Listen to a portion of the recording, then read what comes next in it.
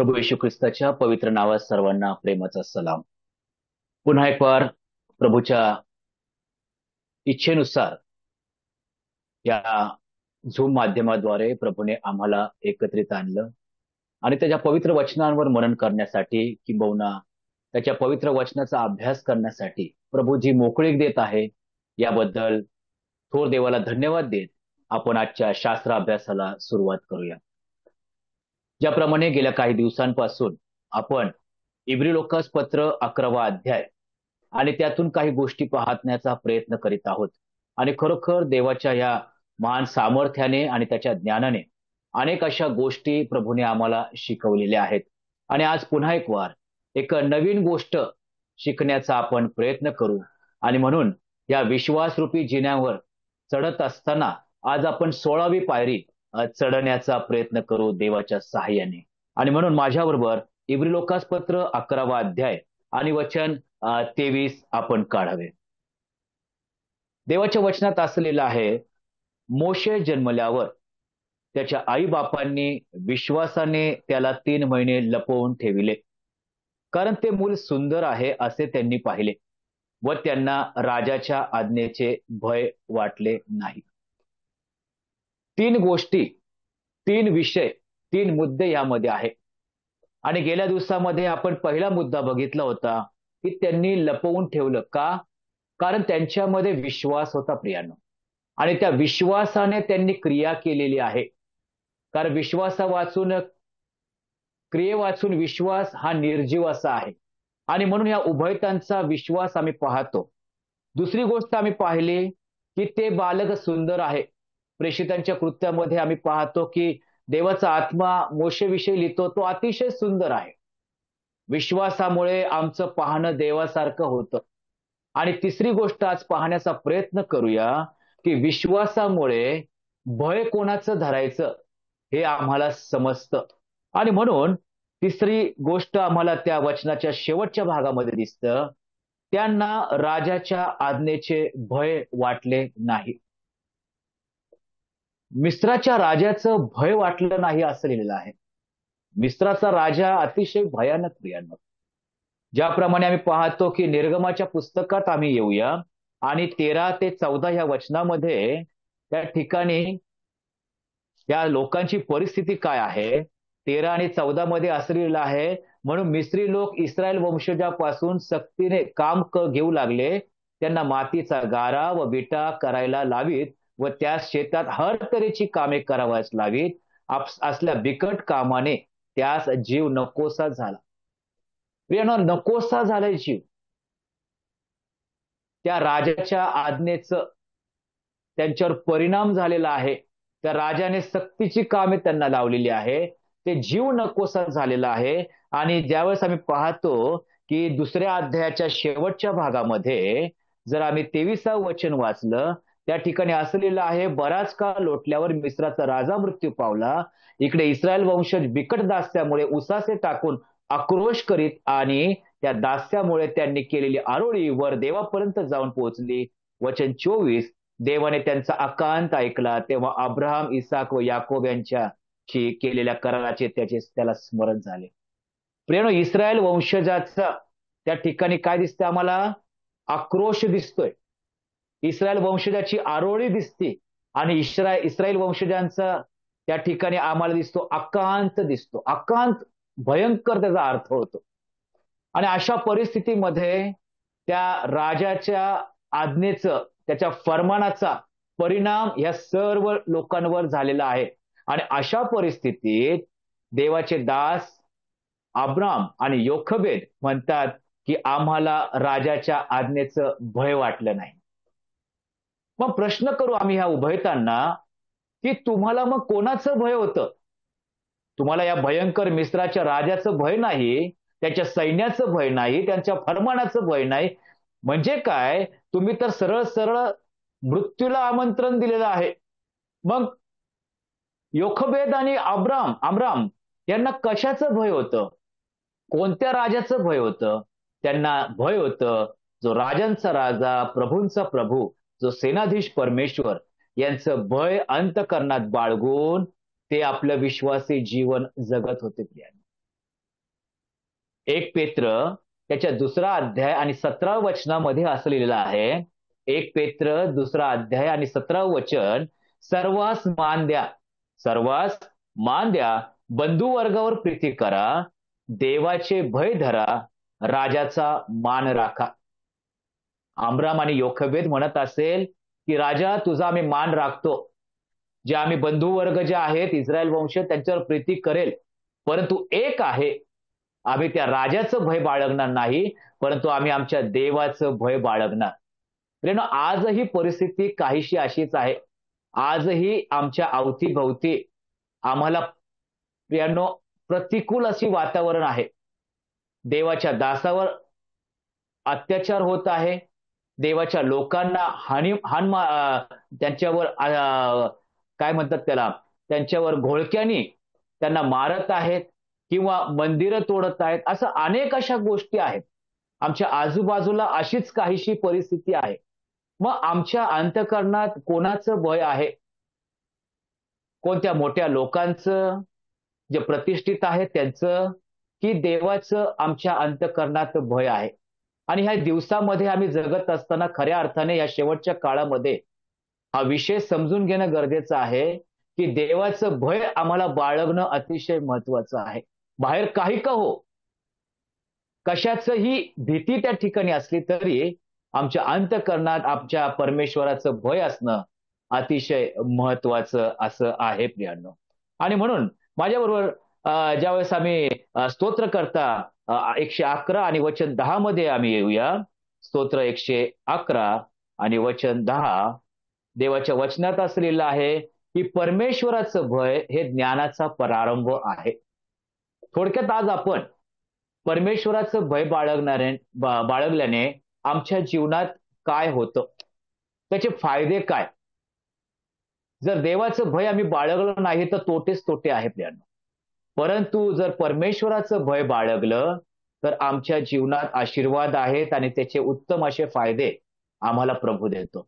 आणि म्हणून पहिला फायदा असा आहे की परमेश्वराचे भय बाळगल्याने आम्हाला ज्ञान प्राप्त होते. आणि म्हणून स्तोत्र 111 आणि वचन 10 मध्ये असं लिहिलेलं आहे, परमेश्वराचे भय हे ज्ञानाचा आरंभ आहे, त्याप्रमाणे जे वर्ततात त्या सर्वांस सुबुद्धी प्राप्त होते. त्या अमराम आणि योखबेदच्या मनामध्ये परमेश्वराचं भय होतं आणि या परमेश्वराच्या भयामुळे परमेश्वराने त्यांना ज्ञान प्रदान केलं. परमेश्वराने त्यांना सुबुद्धी दिलेली आहे. आणि म्हणूनच निर्गमाच्या पुस्तकात ज्यावेळेस आम्ही येतो, निर्गम याचा 2 अध्याय, आणि त्या ठिकाणी ज्यावेळेस आता लपून ठेवण्याची वेळ संपलेली आहे, त्यावेळेस वचन 3 मध्ये पुढे त्याला लपून ठेविता येईना म्हणून तिने लवाळ्याचा एक पेटारा करून त्याला डांबर व राळ चोपटली. त्या पेटाऱ्यात तिने त्या बाळकास घालून नदीकाठच्या लवळ्यात नेऊन ठेवले. आता मोशेचं पुढे काय करायचं, कसं करायचं, हे प्रश्नचिन्ह असताना जे भय त्यांच्या अंतःकरणात आहे त्या भयाने, त्या परमेश्वराच्या भयाने या उभयतांना ज्ञान प्रदान केलं, सुबुद्धी दिली. आता पुढे अशा प्रकारे करायचं. कशा प्रकारे? की आता तुम्हाला एक पेटारा तयार करायचा, तो लवाळ्याचा करायचा, आणि मग त्याला डांबर आणि राळ चोपडायची आणि मग करायचा. आणि मग मोशेला तुम्हाला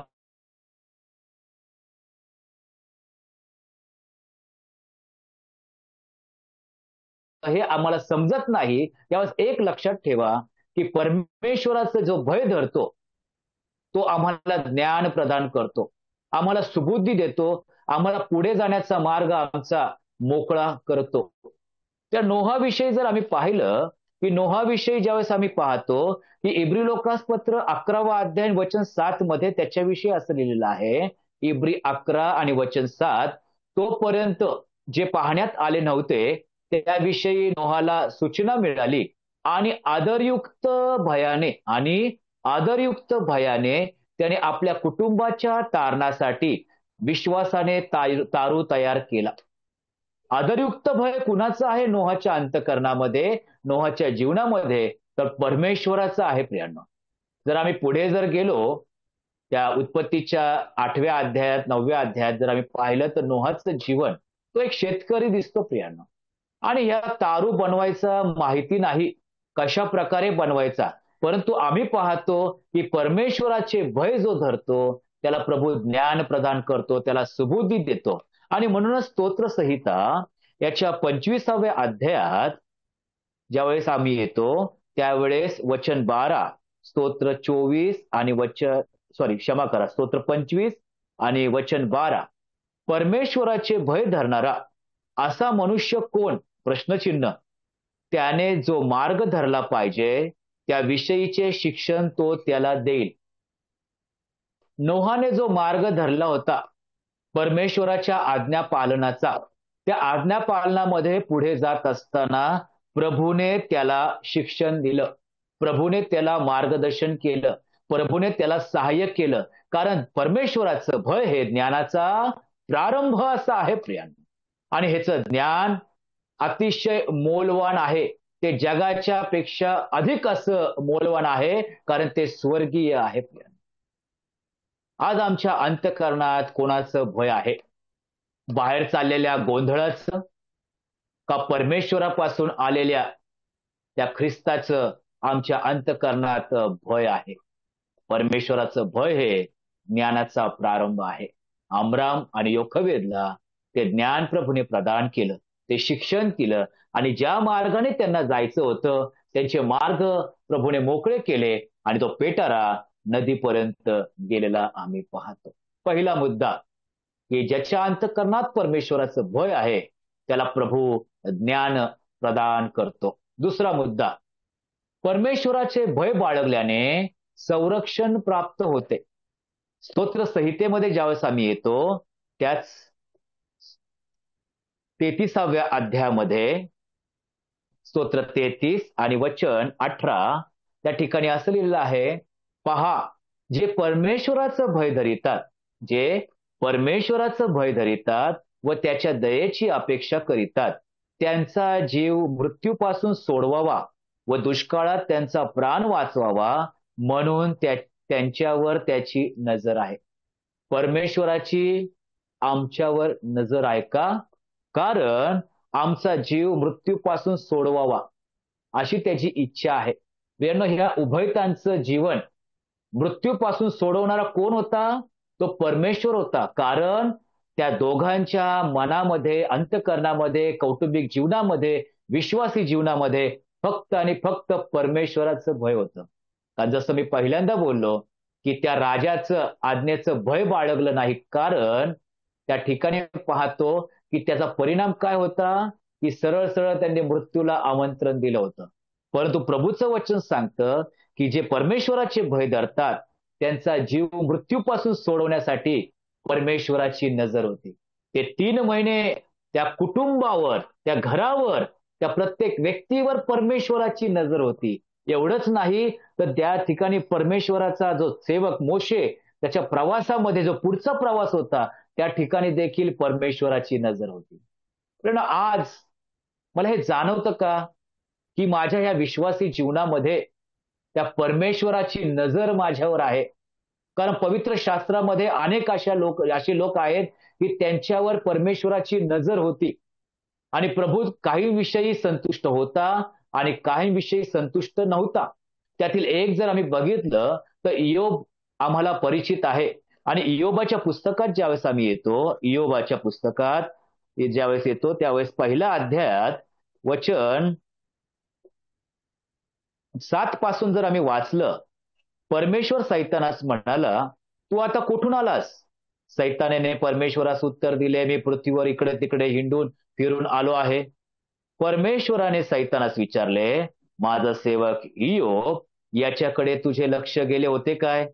भूतलावर त्याच्या तोडीचा, सात्विक, सरळ, देवाला भिवून वागणारा व पापापासून दूर राहणारा असा दुसरा कोणी नाही. इयोबावर परमेश्वराची नजर आहे आणि इयोबावर सैतानाची देखील नजर आहे. काय म्हणतो सैतान?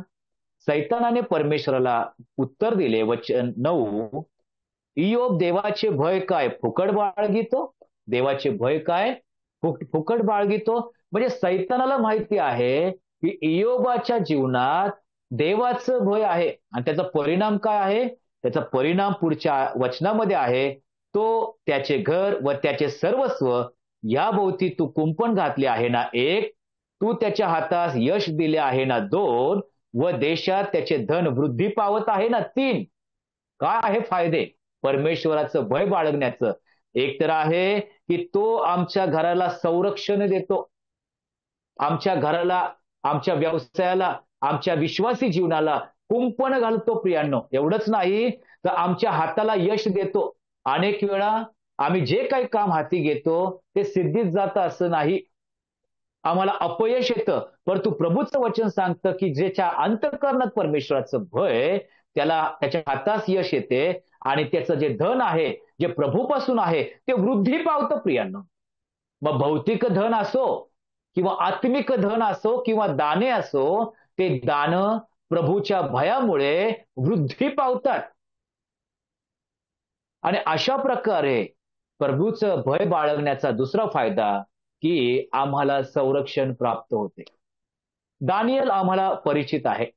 दानियलाच्या पुस्तकात ज्यावेळेस आम्ही येतो त्यावेळेस दानियलाच्या पुस्तकात पहिल्या 6व्या वचनामध्ये दानियल काढा बरे, आणि त्याच्या 6व्या अध्यायामध्ये 26व्या वचनामध्ये दार्यावेश राजा म्हणतो, मी फरमावितो की माझ्या साम्राज्याच्या सर्व हद्दीतील लोकांनी दानियलाच्या देवापुढे कंपित होऊन त्याचे भय धरावे, कारण तो जिवंत देव आहे, तो सर्व काळ जवळ आहे, त्याचे राज्य अविनाशी व त्याचे प्रभुत्व अनंत आहे. ज्याने दानियला सिंहाच्या पंजातून सोडविले तोच बचाव करणारा व मुक्तिदाता आहे. तो आकाशात व पृथ्वीवर चिन्हे व उत्पात घडविणारा आहे. दानियलाचा देव हा जिवंत आहे आणि त्याचंच भय बाळगणं हे गंभीर असं आज्ञा किंवा फरमान काढलेलं आहे त्यांना. का बरं दार्यावेशला समजलं की त्या देवाचं भय धरावं? का बरं त्याला समजलं की तो देव जिवंत आहे? कारण देवाचं भय बाळगणारा दानियल त्याच्या समोर जिवंत अवस्थेत होता.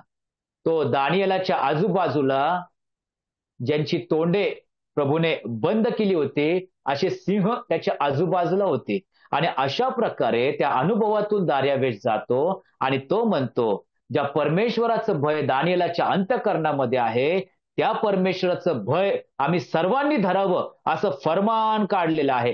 कारण तो जिवंत आहे, तो अनंत आहे आणि तो बचाव करणारा आहे, तो मुक्तिदाता आहे, तो प्रत्येक चिन्ह व उत्पात घडविणारा तो देव आहे. हे जगाला कसं कळल प्रियांनो? ज्या वेळेस आमच्यामध्ये देवाचं भय लोकांना दिसेल. दुसरा मुद्दा की परमेश्वराचं भय बाळगल्याने आम्हाला संरक्षण प्राप्त होते. योबाच्या जीवनात पुढे जाऊन आम्ही पाहतो की त्याच्या परीक्षेतून गेल्यानंतर सर्व काही त्याला भेटलं, प्रभूने दिलं. त्याचं जीवाचं संरक्षण असं केलेलं आहे. दानियेलाला सिंहाच्या गुहेत टाकलं, प्रभूने त्याचं संरक्षण केलं, कारण त्याच्या आतमध्ये परमेश्वराचं भय होतं. दानियल 3 राजांच्या साम्राज्यामधून गेला. 3 राजे, नबुकदनेस्सर असो, बेलशस्सर असो किंवा दार्यावेश असो, तिन्ही राजांच्या कारकिर्दीत वेगवेगळ्या घटना झाल्या, वेगवेगळे फरमान निघाले, वेगवेगळ्या आज्ञा निघाल्या आणि या तिन्ही राजांच्या कारकिर्दीत हा दानियल उच्च पदावर होता. पण त्याने एक ठरवलं होतं की जो उच्च पदावर जो आहे, जो सर्वोच्च पदावर आहे, त्या राजाचं म्हणजे कोणाचं? त्या सेनाधीश परमेश्वराचंच मी भय बाळगणार. या तिन्ही राजांचं भय बाळगलं नाही. त्याने त्यांचा मान राखला, त्यांच्यावर त्यांनी प्रीती केली, परंतु भय बाळगणार तर फक्त माझ्या देवाचं. आमराम आणि योखबेदने त्या ठिकाणी देवाचं भय बाळगलं, म्हणून त्याच्या कुटुंबाला प्रभूने संरक्षण दिलं. जसं आम्ही पहिल्या मुद्द्यामध्ये बघितलं की मोशेला लपून ठेवण्यामध्ये खूप परिश्रम घेतले असेल, त्याचा आवाज घराबाहेर जाण्यासारखा होता, परंतु देवाच्या संरक्षणाने, कृपेच्या वेष्टनाने त्याचा आवाज बाहेर गेला नाही. ज्यांच्या अंतःकरणात देवाचं भय देव संरक्षण करतो एवढंच नाही, तर देव त्यांना मार्गदर्शन देखील करतो. तिसरा मुद्दा आपण पटकन पाहूया, की परमेश्वराचं भय बाळगल्याने आमच्या जीवनात काय परिणाम होतो, त्याचे फायदे काय. तर तिसरा मुद्दा, की परमेश्वराचे भय बाळगल्याने आमच्या प्रार्थना ऐकल्या जातात. माझ्याबरोबर प्रेषितांच्या कृत्यामध्ये या आणि अध्याय 10 आणि वचन 1 ते 2 आपण वाचूया. कैसरिया येथे कर्नल्य नावाचा कोणी एक पुरुष इटलिक म्हटलेल्या पलटणीत शताधिपती होता. तो नीतिमान व आपल्या घराण्यातील सर्वांसह देवाचे भय बाळगणारा, लोकास फार दानधर्म करणारा व देवाची नित्य प्रार्थना करणारा होता. काय आहे कर्नल्याविषयी साक्ष? तो नीतिमान होता एक, आपल्या घराण्यातील सर्वांसह सर्वांसह देवाचे भय बाळगणारा होता दोन, लोकांस फार दानधर्म करणारा होता आणि देवाची नित्य प्रार्थना करणारा होता. चार गोष्टी आम्हाला दिसतात. परंतु आमचा जो मुद्दा आहे, की देवाचं भय बाळगणारा कर्नल्य. काय झालं? वचन 3 मध्ये त्याने दिवसाच्या सुमारे 3ऱ्या प्रहरी दृष्टांतात असे स्पष्टपणे पाहिले, की आपणाकडे देवाचा दूत येत असून कर्नल्या अशी आपणास हाक मारित आहे. तेव्हा तो त्याच्याकडे निरखून पाहून भयभीत होऊन म्हणाला, काय महाराज? त्याने त्याला म्हटले, तुझ्या प्रार्थना व तुझे दानधर्म देवासमोर स्मरणार्थ आले आहेत. काय आहे?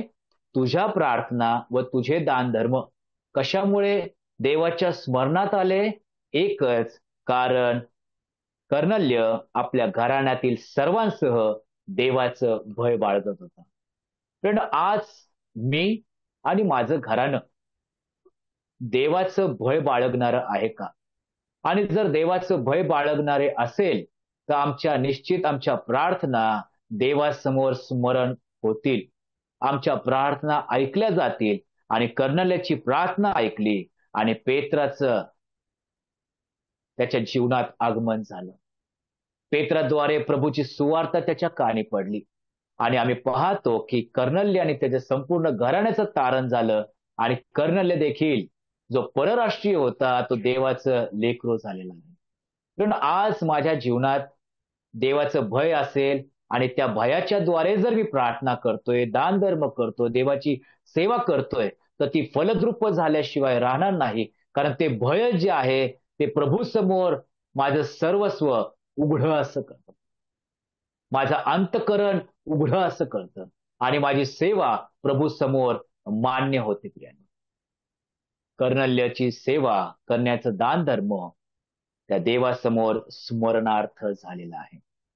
निर्गमाच्या पुस्तकात आपण येऊया, की ह्या लोकांच्या देखील प्रार्थना असणार. निर्गम 2 अध्याय आणि 3 ते 10. ज्यावेळेस हा पेटारा तयार केला आणि वचन 4, आणि त्याचे पुढे काय होते ते पाहावयास त्याची बहीण दूर उभी राहिली. मग फारोची मुलगी नदीवर स्नान करावयास आली. तिच्या दासी नदीच्या कडेने चालल्या असता लवाळ्यामध्ये तो पेटारा तिच्या नजरेस पडला. तो आणावयास तिने आपल्या एका दासीस सांगितले. तो उघडून पाहता तिच्या दृष्टीस ते बालक पडले आणि पहा, तो मुलगा रडत होता. तिला त्याचा कळवळ आला व ती म्हणाली, हे कोणातरी इब्र्याचे बालक आहे. पेटारा तयार केला आणि बहिणीने तो पेटारा नदीत सोडला आणि त्या नदीच्या कडेला आम्ही पाहतो काही स्त्रिया आहेत, दासी आहेत आणि फारोची कन्या आहे. आणि अशा परिस्थितीत नदीत सोडला. पुढे काय होते पाहण्यास त्यावेळेस आम्ही पाहतो ही बहीण आहे, परंतु ही बहिणीच्या अंतःकरणात प्रार्थना असेल, की नदीत तर सोडलंय, आता पुढे काय होणार माझ्या भावाचं. आमराम आणि योखेबेदच्या प्रार्थना असेल, की मिरियाम तर घेऊन गेलेली आहे, परंतु पुढे काय होणार मोशेचं. त्यांच्या प्रार्थना त्या घरामध्ये चालू असेल. प्रिया, हे प्रार्थनामय कुटुंब ज्यावेळेस आम्ही पाहतो, आम्ही या घटनेतून आम्हाला दिसतं, की फारोच्या कन्येच्या हातामध्ये मोशे आला. त्या उभयतांची, त्या कुटुंबाची प्रार्थना प्रभूने ऐकली, कारण ह्यांच्या अंतःकरणात देवाचं भय होतं. जो राजा मोशेला मारावयास सरसावला होता, तोच मोशे त्याच राजाच्या राजवाड्यात लहानाचा मोठा झाला. स्तोत्र संहितेमध्ये 23वा स्तोत्रामध्ये 5व्या वचनामध्ये प्रभूचा दास लिहितो की तू माझ्या शत्रूच्या देखत मज पुढे ताट वाढितोस. जो मोशेचा शत्रू फारो होता, त्याच्या राजवाड्यात त्या शत्रू देखत प्रभूने मोशेला ताट वाढिले प्रियानो. आणि अतिशय उत्तम जेवण मोशे जेवला. एवढंच नाही तर युद्धाचं कौशल्य देखील तो शिकला त्या राजवाड्यात. सर्व काही शिक्षण त्याला त्या राजवाड्यात मिळालं. कुणाच्या? शत्रूच्या घरामध्ये. एवढा आमचा प्रभू महान आहे. अशक्य गोष्ट शक्य करणारा देव आहे. फक्त एकच की आमच्यामध्ये देवाचं भय असणं अतिशय महत्वाचं आहे. आमराम आणि योखबेद मध्ये देवाचं भय होतं. त्यांनी राजाच्या आज्ञेचं भय त्यांना वाटलं नाही, कारण त्यांच्यामध्ये राजांचा राजा, जो प्रभूंचा प्रभू, सेनाधीश परमेश्वर आहे, याचं भय होतं. आणि म्हणूनच या सर्व गोष्टी ते करू शकले. आज या जीवनाच्या प्रवासामध्ये अनेक अडखळणं आहेत, अनेक फारो सारखे लोक आमच्या समोर उभा आहेत. मग आमच्या अंतःकरणात कोणत्या गोष्टीचं भय आहे? जर प्रभू आमचा शत्रूच्या देखत ताट वाढू शकतो, तर अनेकांच्या समोर प्रभू आम्हाला उभा देखील करू शकतो. पेत्राच्या जीवनात बघा ना, काही दिवसांपूर्वी ज्या लोकांना तो घाबरला होता एवढंच नाही, तो घाबरून, ते भय धरून ख्रिस्ताला 3 वेळा नाकारलं होतं. तोच पेत्र ज्यावेळेस प्रेषित 2 मध्ये 11 प्रेषितांबरोबर उभा राहिला आणि धैर्याने तो बोलायला लागला प्रभूविषयी. का? तर आज त्या लोकांचं भय त्याच्या अंतःकरणात नाही, त्याच्या मृत्यूचं भय त्याच्या अंतःकरणात नाही, तर फक्त ज्या प्रभूने त्याला ख्रिस्त आणि प्रभू करून ठेवलेलं आहे, त्या प्रभू येशू ख्रिस्ताचं, त्या देवाचं भय पेत्राच्या जीवनात आहे. आज बोलायला आम्ही घाबरतो का? जर परमेश्वराचं भय आमच्यामध्ये आहे, तर या मुखाद्वारे ख्रिस्त गौरविला गेल्याशिवाय राहणार नाही प्रियानो.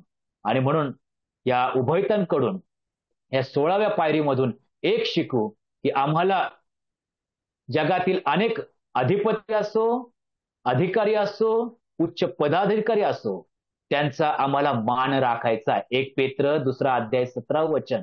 त्यांचा मान राखायचा आहे, त्यांच्यावर प्रीती करायची, त्यांच्यासाठी प्रार्थना करायची, सर्व करायचं.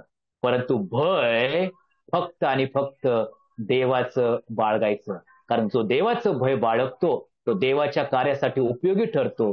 कारण त्यांच्यामध्ये देवाचं संरक्षण प्राप्त होते. देव त्याला ज्ञान प्राप्त करून देतो आणि देव त्याच्या प्रार्थना ऐकतो. देवबाप करो हे भय जे आमच्या मनामध्ये देवाचं आहे, ते अधिकाधिक वाढण्यास प्रभू तुमचं आणि माझं सहाय्य करो. प्रभूची इच्छा असेल तर मोशेच्या जीवनातून आणखीन काही गोष्टी शिकण्याचा येणाऱ्या दिवसात आपण प्रयत्न करू. प्रभूची स्तुती असो. धन्यवाद.